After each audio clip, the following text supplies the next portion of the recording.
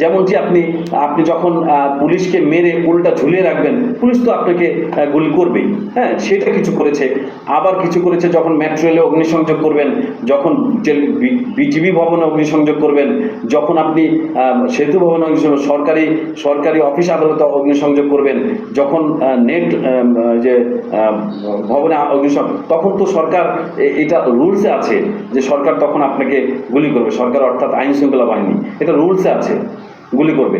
কিন্তু তার আগে যেগুলো টার্গেট করে গুলি করা হয়েছিল, আমি গতকালকে একটি কথা বলেছি যে আমার এক পরিচিত একটা ছেলে রাসেল নামে উত্তরায় থাকে, সেই ছেলেটা আমাকে গত পরশুদিন, আমি টাঙ্গাইল থেকে আসছিলাম, তো তার সাথে তার গাড়ি করে, তো সে আমাকে জানাচ্ছিল যে সে বাড্ডায় তার বন্ধু, সে একটা ড্রাইভার, তার বন্ধু এবং সে ওই বাড্ডায় ওই জায়গা ছিল রাস্তায়, এবং হঠাৎ করে একটা দূর থেকে একটা গুলি এসে তার ঠিক কপালের মাঝ বরাবর গুলিটা ঢুকে গেল এবং সে ছিটকে পড়ে গেল।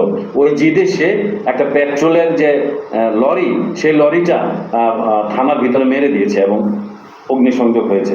তো সেই ছেলেটা রাসেল নাম, থাকে উত্তরা, কোথায় থাকে আমি জানি না, কিন্তু তার সাথে আমার কথা হয়েছিল। ড্রাইভার তো, ড্রাইভার আর কি কথা বলবো, কথা হচ্ছিল তার সাথে, সে এইটুকু বলেছে।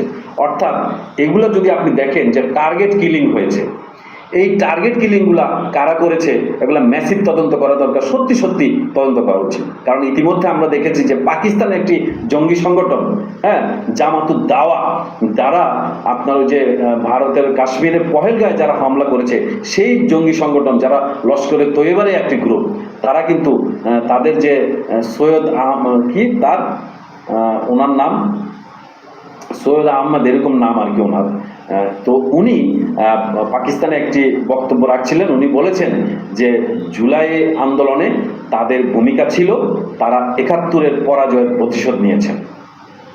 তাহলে আমি মানে পেয়ে যাই যে এই 7.62 রাইফেল কারা ব্যবহার করেছে, আমরা কিন্তু পেয়ে গেছি।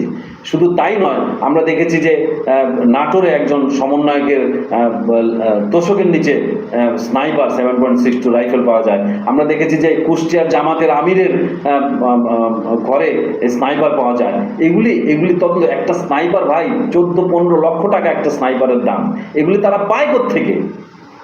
তার মানে অনেক বেশি টাকার খেলা হয়েছিল এবং অনেক বেশি পরিকল্পনা, সুপরিকল্পনা ছিল।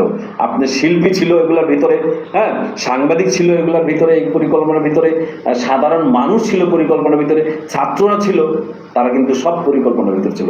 যেমন আমি দেখেছি যে এই সাম্প্রতি শিবিরের লোকজন বলেছে যে ছাত্রলীগের ভিতরে তারা ঘাপটি মেরে বসেছিল, তারাই হেলমেট পরে, ছাত্রলীগের যে মারপিট করা হতো তারাই করতো হেলমেট পরে, যেন বদনামটা ছাত্রলীগের হয়।